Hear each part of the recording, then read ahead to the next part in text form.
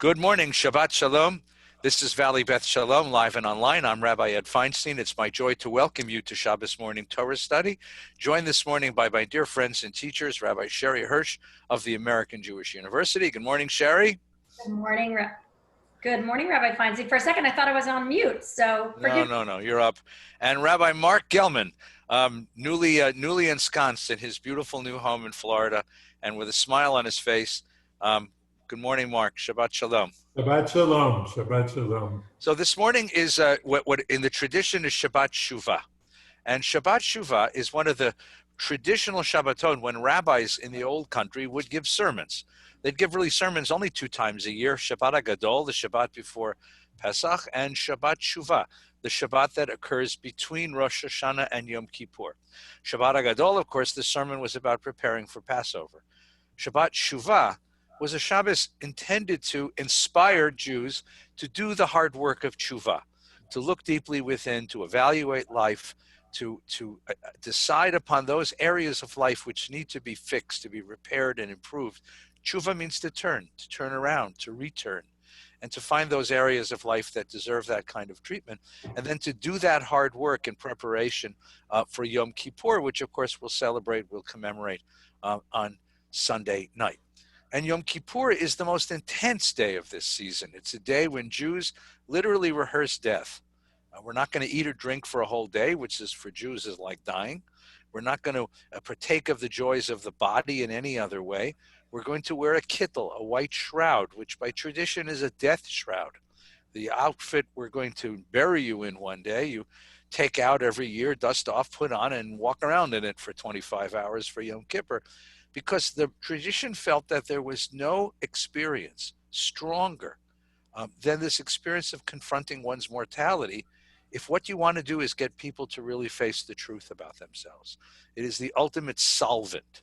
It washes away all the excuses, all the rationalizations, all of the dodges and defenses, and forces us to really see who we are and what we've done and what we are to do and what our choices are in the world.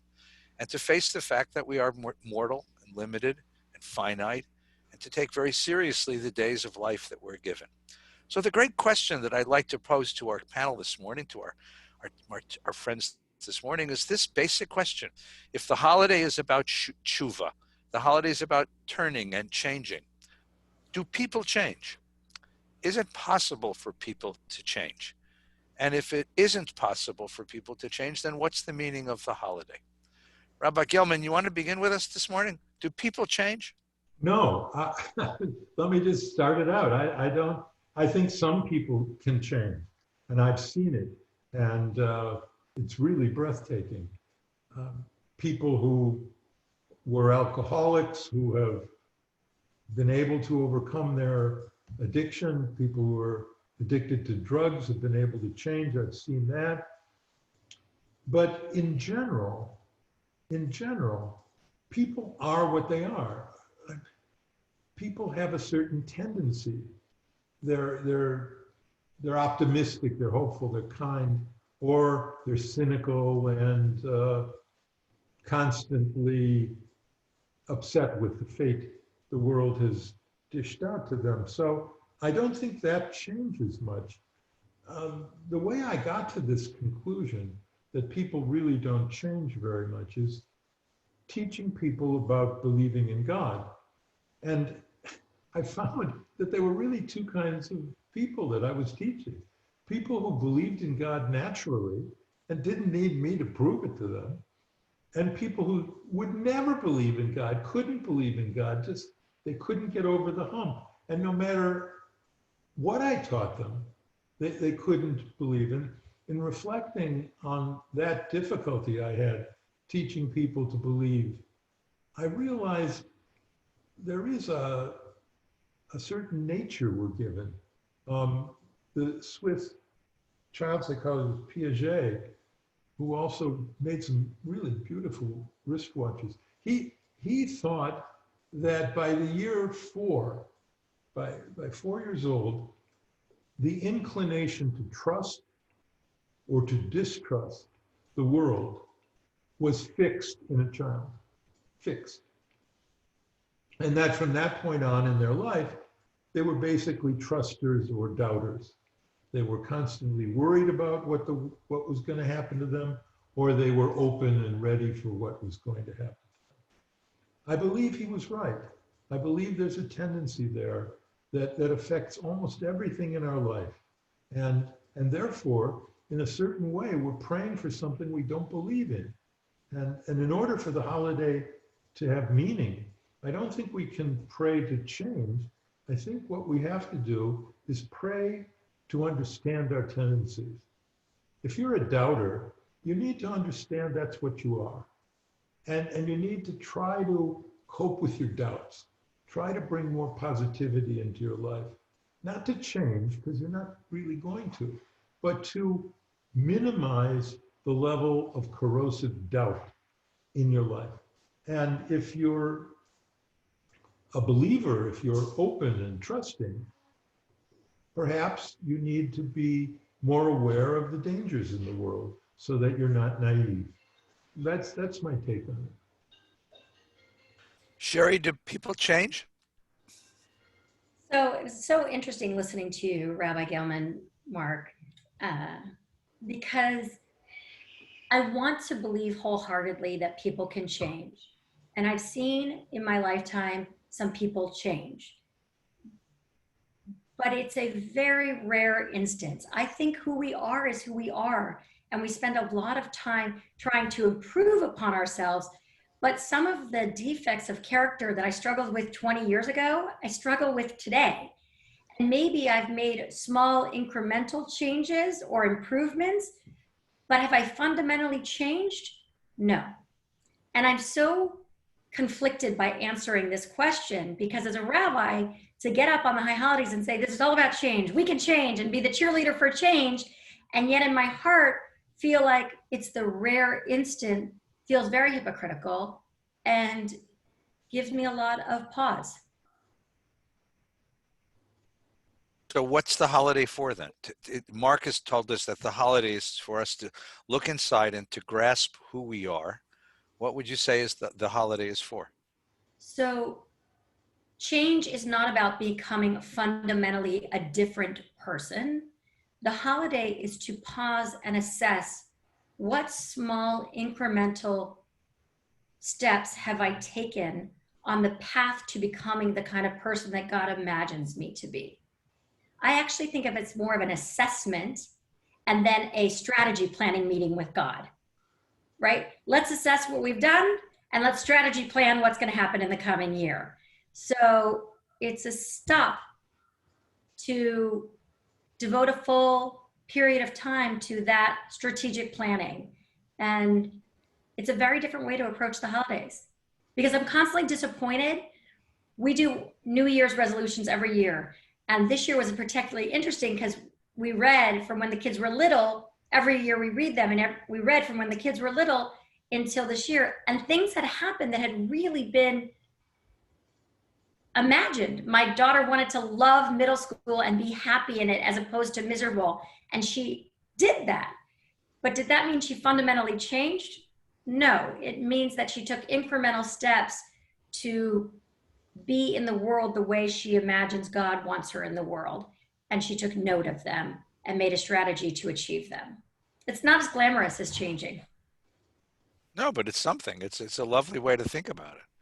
I'm going to come out on the other side of this. I certainly understand and appreciate the sentiment that we are who we are, and that by some that there are quirks of personality, idiosyncrasies, patterns of personality that are fixed. That really what we are is who we are, and it's very hard to move around them. It's impossible to change them, but very hard to move around them. Still, I want to suggest 3 ways to think about change that I think work. When I've supervised people in jobs, and because I'm the head of an institution, I supervise lots of people. One of the rubrics that I've come to understand is the difference between performance problems and personality problems. Because you can mediate a performance problem. You can remediate a performance problem. You can change the way someone does a job. You can't change someone's personality. if this is the way that person, the way that person responds to other people and responds to the world, that's almost impossible to change. But performance can be changed, and for that reason, I think that while personality, fundamental personality doesn't change, you can change behavior. I can notice that I have a pattern of behavior, and I can say to myself, this pattern of behavior is destructive. Look what it's doing to me. Look what it's doing to the people around me. Look what it's doing to my hopes in the world. And I can change that. It's got to be willful. It starts out very hard because it's willful. It's like breaking any habit. A habit is a pattern of behavior that's become autonomic. It moves from one part of the brain to the other.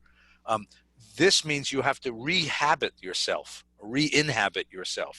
And it starts out very willfully. It's like learning how to drive the first time. You ever watch a kid learn how to drive? It's impossible. There's so many things to remember: the steering wheel, the brake, the gas, the signal. At first it's very willful, it's very conscious, but slowly it becomes habit. I think we can do the same.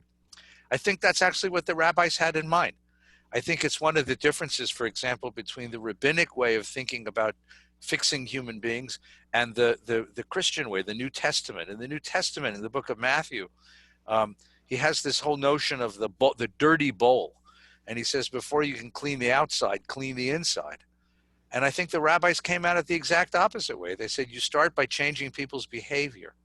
And from their behavior, you can begin to change them from the outside in. You change behavior first. And I've seen people do this.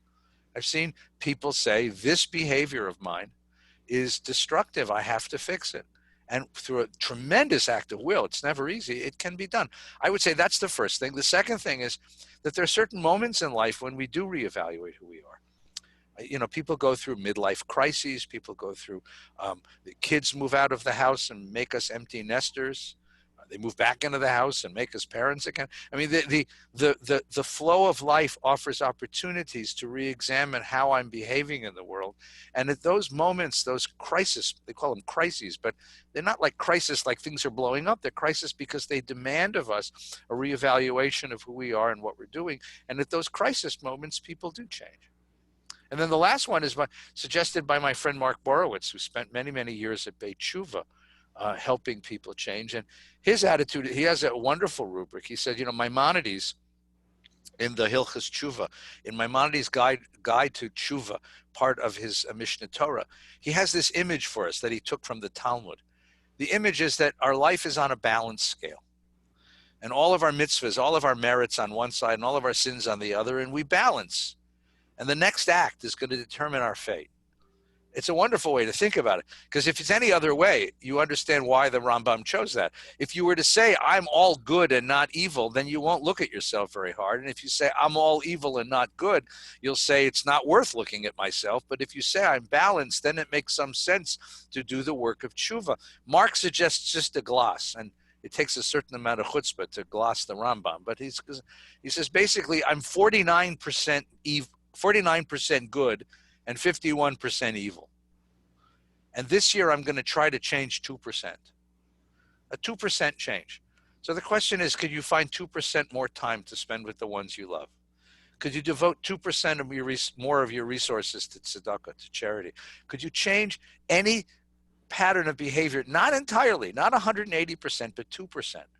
I think anybody could do that. And in that sense, then change really happens. So Does that?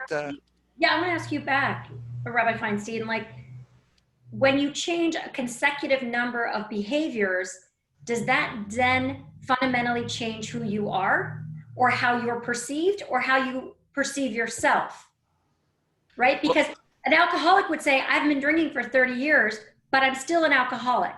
I'm still fundamentally the same person. And you hear people say, I didn't drink for 30 years, and then I went out and my disease was doing push-ups in the background. So, I went out, I got drunk. So it's like my behavior changed and my perception of myself changed, but did I fundamentally change?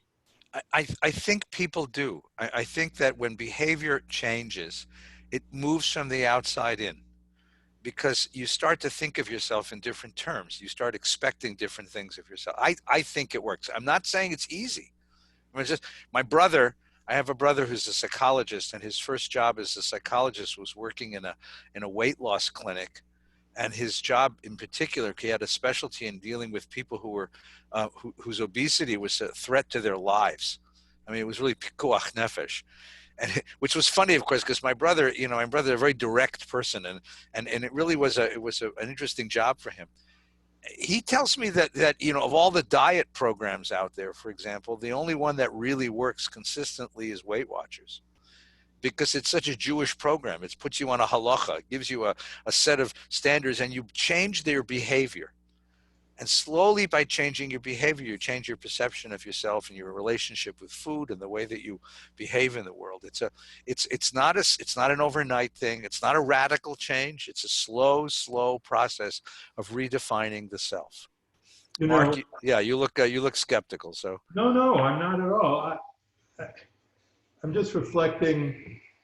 I mean, I've just gone through a huge change. I've dropped a whole lot of weight, and I look back to how it all happened, and it actually began with a fellow who came on our program, our TV program. Tommy and I interviewed him about a book he had just written, and he was a psychologist. And I asked him a question. I don't know where the question came from, but it's the best question I ever asked. And I asked him that question. I said, "What is the best question you've ever heard? What's the best question you've ever heard?" And he looked at me and he said, "The best question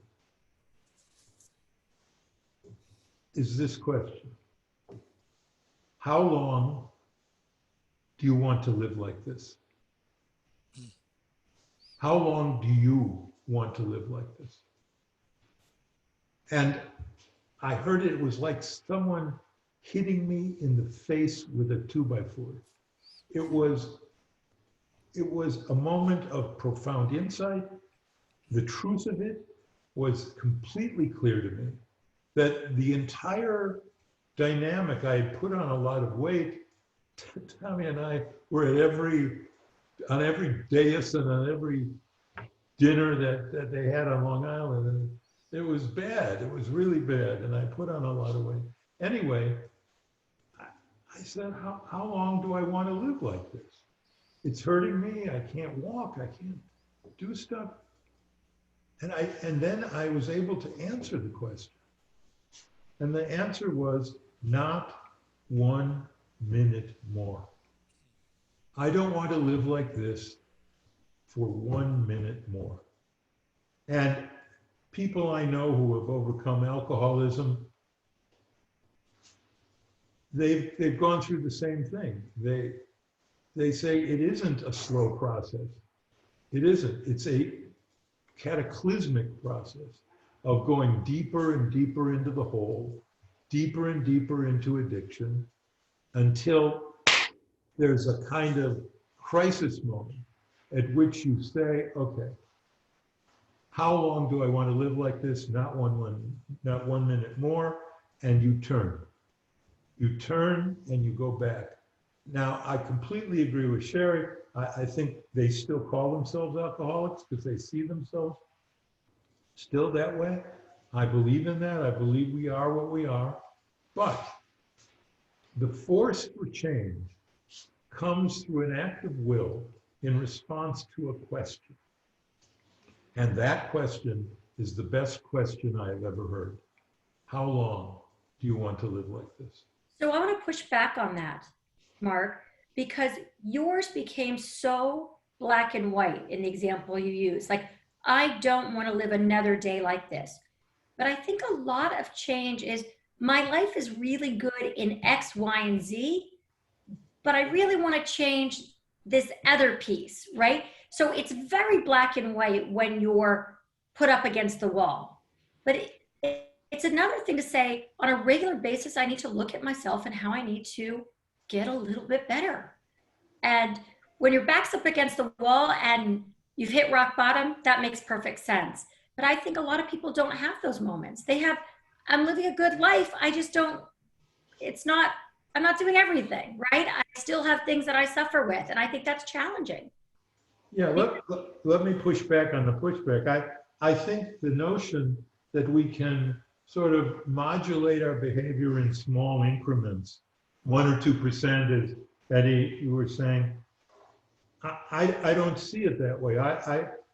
It's not the experience I had, and it's not the experience I have had anecdotally, talking to many, many people who have struggled with substance abuse. It's quite the opposite. It's this moment of crisis and insight.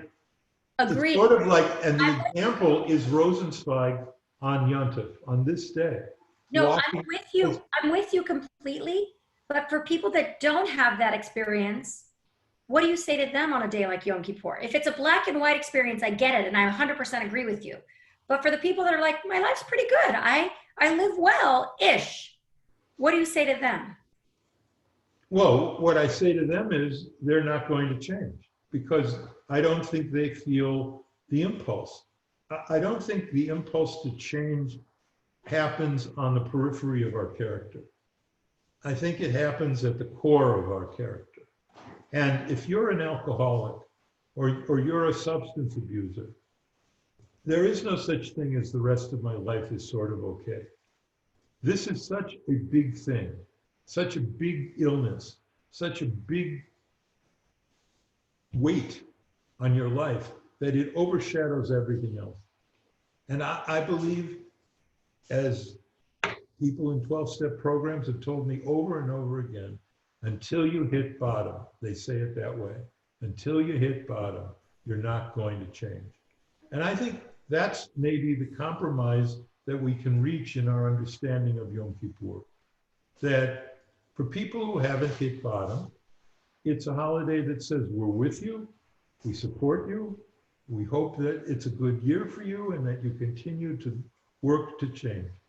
But what we know is that there are people who this year will hit bottom. And what we pray for is that at that moment, where they come to that moment of existential crisis in their life, that they will take the option of pikuach nefesh, to save their own soul. Hishamer lecha, to guard your soul. And v'nishmarta ma'od et nafshotechem, that they will accept the possibility that they could save their lives. So I think it's two different things. People just kind of going along, and they're going to go along, and that's fine. Yontif is for them some kind of spiritually minor event. But for those people who are struggling with core problems, Yontif can save their life. That's true. No, I agree with you. But I think there's two different circumstances here. One is the existential threat circumstance, which you've talked about. And then there's Sherry's circumstance, which is a person whose life is more or less under control. Yeah. But I think there too, the person can say, look, but even in that context, I need to find a better way to communicate with my partner, my spouse. I find a better way to talk to my parents. I need to find a better way to manage my work-life balance. I need to find a better way to, no, and I don't slough this off. I think that's what the holiday allows us to, listen, very rare, by the way, to have a whole day off from the world to contemplate the quality of one's life. American culture doesn't let us do this. It rushes in with entertainment right away. So let me ask you this question. Sherry, I want you to begin with this one. You know, traditionally a Jew would go to Yontif services, to holiday service, stay there all day. You know, traditional Jews stay there all day and all night. They just sit in shul all day and all night.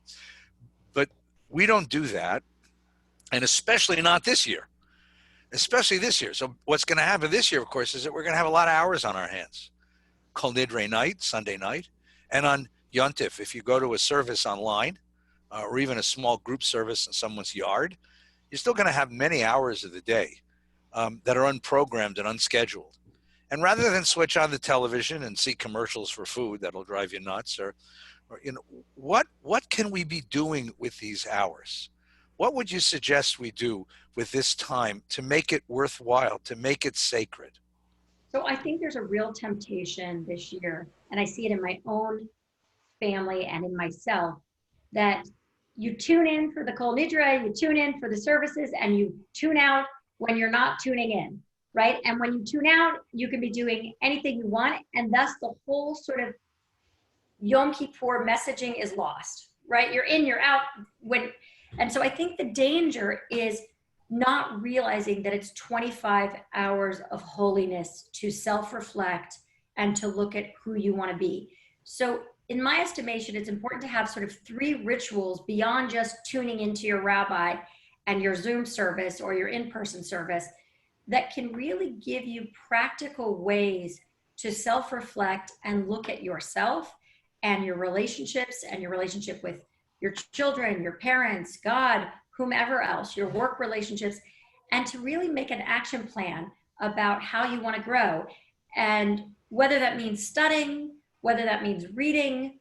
Some people I know on Yom Kippur may write, and if it means journaling, that's another thing. But really having an action plan so it's not tune in, tune out, tune in, tune out. Good. Thank you. Marc, what do I do with these hours of my day? Damned if I know. I'm retired, so in a phrase I just heard that I love. It's my favorite phrase of the year until some other phrase comes along. This is my favorite for so far. Not my monkey, not my circus. Not my monkey, not my circus. Meaning, it's some other guy's monkey, it's some other guy's circus. So my job as the leader of a flock, trying to corral them and inspire them and lift them, those times are over for me. So for me, this is the most precious Yom Kippur of my life, certainly for the last 45 years. This is the first Yom Kippur where I can deal with me and not with, is the service going right? Is there someone there? Did we have the things for the kids? And all the minutiae that rabbis have to deal with when they're in the pulpit, it made it for me impossible to pray, virtually impossible. And the afternoon was good. So for me, the way I intend to celebrate Yom Kippur is to listen to your sermon and to get inspired by your service and the service from my synagogue. And then, because we couldn't get anyone to come to our house for breakfast, people are just too scared.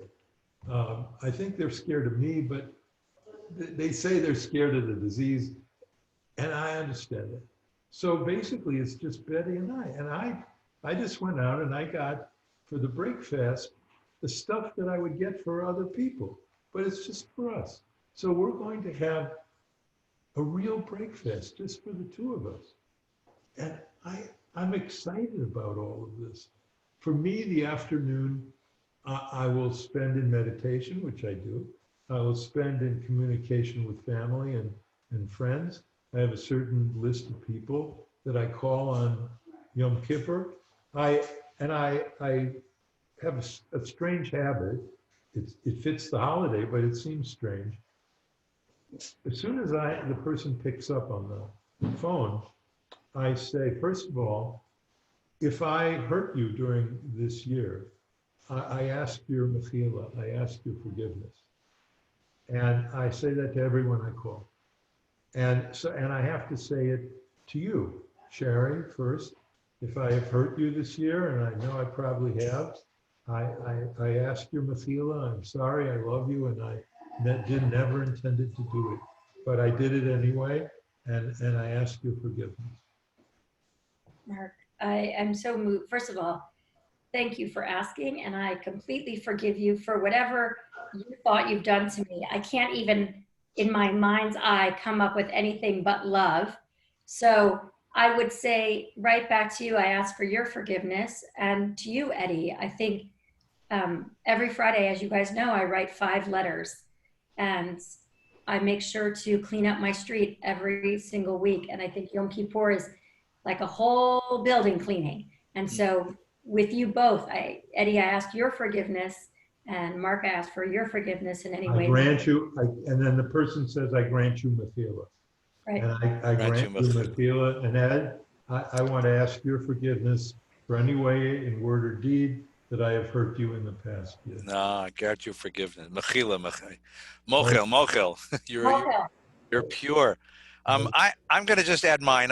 What I like to do is I need a reminder of the reach, the horizon of the human soul. So what I like to do, and I haven't been able to do this for many years because for many years I've been at the synagogue all day, which is exhausting. This is the first time for me that I'm actually going to have some Yom Kippur to myself. So I've been gathering up stories and books about people I admire. And I want to read their words and I want to read their example. I want to read a little bit of Heschel and a little bit of Elie Wiesel. And there's a couple of Christian authors I've been reading because they remind me of the possibilities, of the horizon of possibilities that human beings can reach to if they really develop themselves. Thomas Merton was a great Christian writer, and personality. And I want to read them. I want to remind myself that the Hebrew word is tzidkut, which is to be a tzaddik, to be a holy person, to be a person who brings goodness to the world just reflexively. There are people like this in the world. There have been people like this in the world. And there can be people like this in the world. And while I can't reach that level, maybe if I reach a little closer this year, I can do a little bit better. And that's what I'm going to do in the afternoon. That's my meditation in the afternoon. All right, we have one last question. And of course, this is the most important question of all, which is, all right, what do we break fast on? What is your favorite break fast food? Rabbi Hirsch, what is the Hirsch family and what does Rabbi Hirsch break fast on? So I was raised that you always break fast on bagels, lox, and cream cheese. And I don't like Jewish food. I've never liked it. I don't like bagels. I don't like lox. I don't like cream cheese. And I found when I led high holiday services, I was on such a high at the end of it that I wasn't hungry. But if I ate, I felt almost more nauseous, right? So now I have a very strict policy. I just have a glass of orange juice. And then about an hour and a half later, I just have a normal dinner, like a piece of chicken and a salad. It sounds so uneventful. I would so much rather be a person that could eat ice cream and all these things when I break fast, but my body does not like it. And I hate feeling awful in my skin, especially after a day of fasting and of really looking at my past behavior. So to not physically well, so it's not exciting, nor is it sexy, just basically orange juice.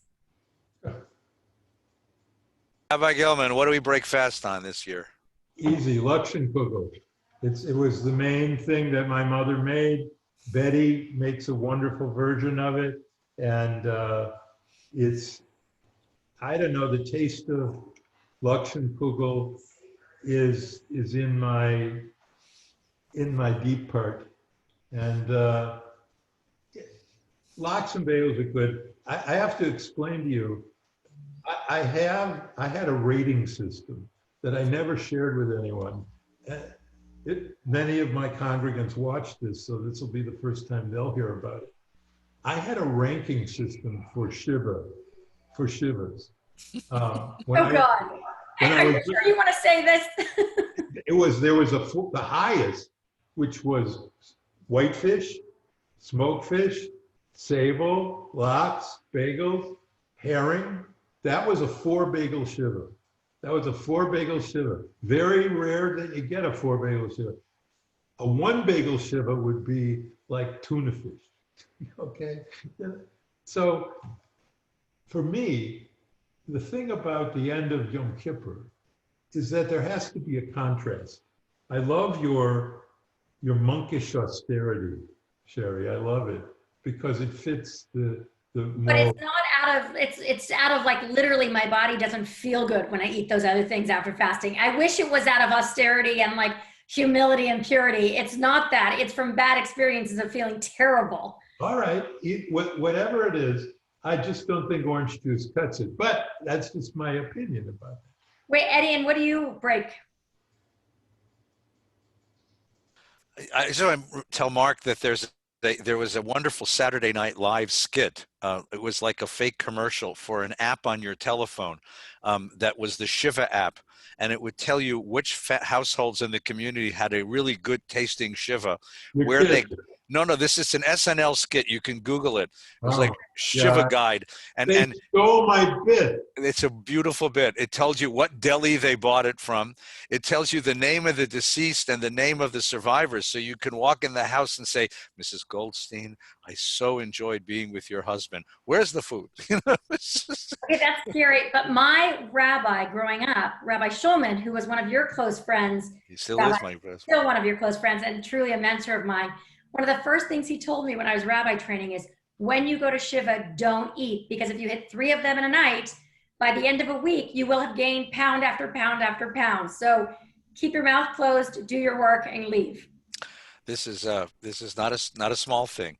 I grew up in a bakery. My mom and dad had a bakery, and my brothers and I grew up in the bakery, and the bakery provided for my family, and the bakery sent me to school and provided for me. So I tried to break fast on a piece of babka. Have some water and orange juice to get ready. But then the thing is, because that's the taste of my past and the taste of my family, and it's a tribute to my mom and dad who fed the neighborhood and fed all the neighborhood kids with cookies and provided for my brothers and me. I want to thank both of you and wish you Gamar Chatima Tova. Let it be a sweet and a happy and a good new year, new year of goodness. And thank everyone who's joining us. Once again, make sure, please, that you know how to get onto the VBS platform if you'd like to join us for high holiday services, and we would certainly love to have you with us. The main service begins 10 o'clock. The Kol Nidre is Sunday night, and the main service 10 o'clock, and Nila will be done as a Zoom, so you can get on the Zoom and join us. We're all going to do Nila from our homes. Today, Shabbos, right after this Torah study, is Shabbos morning services. Cantor Barron and I will be leading services for Shabbos Shuvah, and then tonight, 7:30, Nina and I are doing Havdalah, and we welcome you to join us for that. For everyone who's watching and for everyone who's part of our lives, we wish you a healthy and happy and a sweet new year. Shana Tova. Shana Tova, amen. Shana Tova.